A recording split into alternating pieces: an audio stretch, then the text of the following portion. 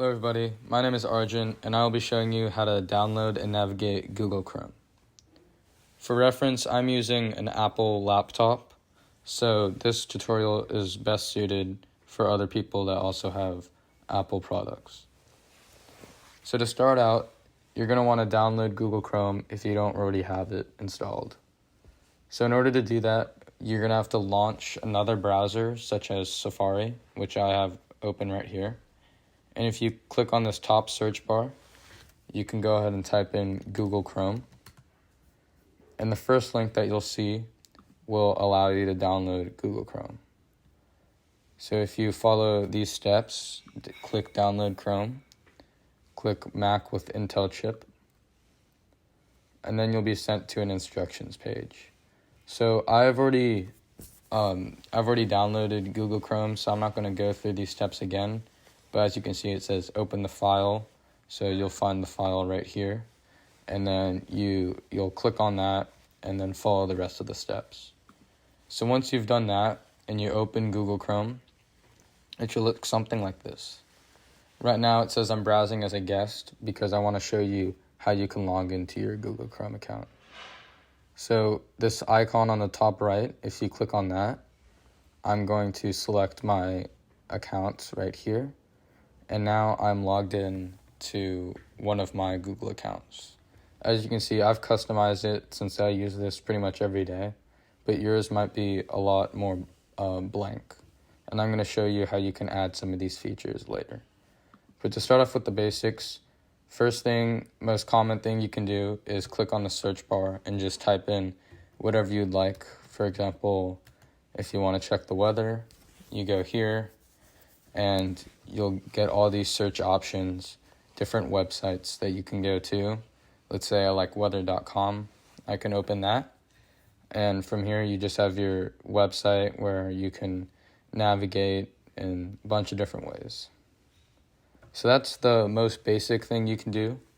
Some things to make searching easier, such as hitting this plus button, will allow you to open a new tab, and this will allow you to toggle between multiple tabs or multiple websites. So let's say I want to see some news at the same time. I can click on ABC News, and now I can switch back and forth between weather and news without having to close it and reopen it every time. When you're done with the tab and you don't want to use it anymore, you can just click on this X button and it will get rid of the tab, as you can see right there.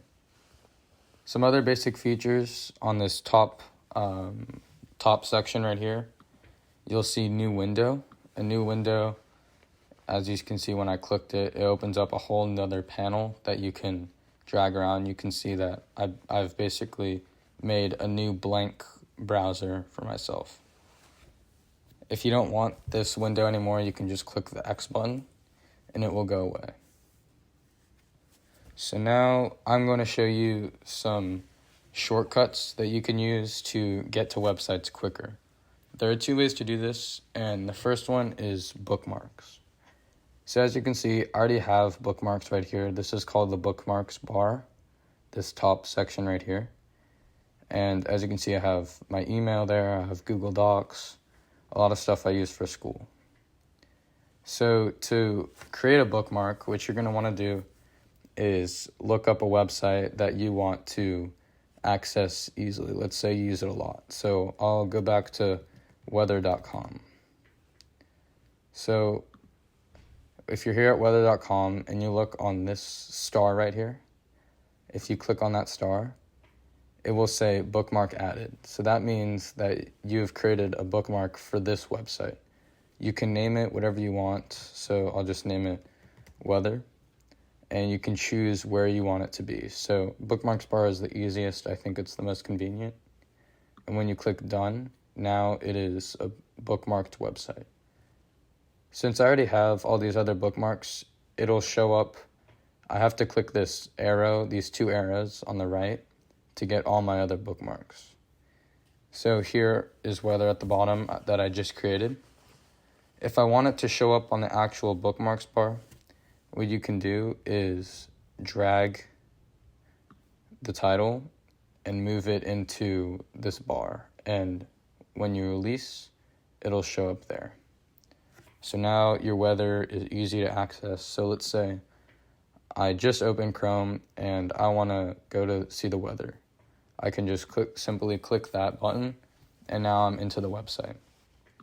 So that is a really convenient way to access any website you want. And then the other way you can do this is through shortcuts. As you can see, I have a couple right here. Google Docs, my school website, Quizlet. And if you want to add it, pretty simple. You can just click add shortcut. You can enter what you want the name to be. I just chose weather. And then the URL, which is the link. So, or the link to the website. So if you look at weather.com and you see right here, this is your URL. So this is what you want to type in right here in order to get the link. So now I've created that shortcut, and if I click on that, then it will bring me to weather.com. So I like bookmarks because I think you can create a lot more of them compared to shortcuts, but both work great. It really just depends on your preference. So another great thing about Google is how it is linked to your email. So if you have a Gmail account, it is really easy to access from Google Chrome. As you can see, there's the Gmail button right here. And if you go ahead and click on that, it will bring you straight to the Gmail website. And it should already be logged in. That's kind of the beauty of Chrome, is that a lot of these common websites are made from Google, and that will make it easy for you to navigate all of your different accounts. So I don't really use this account, that's why I don't have much in my inbox, but I think we have another video that's going to be more in depth for composing emails, sending emails, deleting emails, and stuff like that. But for now, we'll just move on to some other basic features. Another cool thing that I don't really use a lot of, but let's say you want an image of a certain thing, I just clicked the images button that was right next to Gmail. And now whatever you search, it'll show up as an image. So let's say I want a picture of a cat. I type it in right there, and it'll take me straight to a bunch of different images of cats. If you see this bar right here, this will allow you to navigate between what you actually want to search. So if I go to all and I have cat, it'll show me videos, it'll have a Wikipedia page, it'll have all these different links. So if we go back to the weather example, and I don't search a website, I just type the word weather, you can look on the top, and let's say you want news on weather, then it'll take you to all these news websites specifically about weather. Or if you want a video, then it'll take you to these different video links. So if you use this bar, you'll be able to access all types of different searches, such as videos or images and different things like that.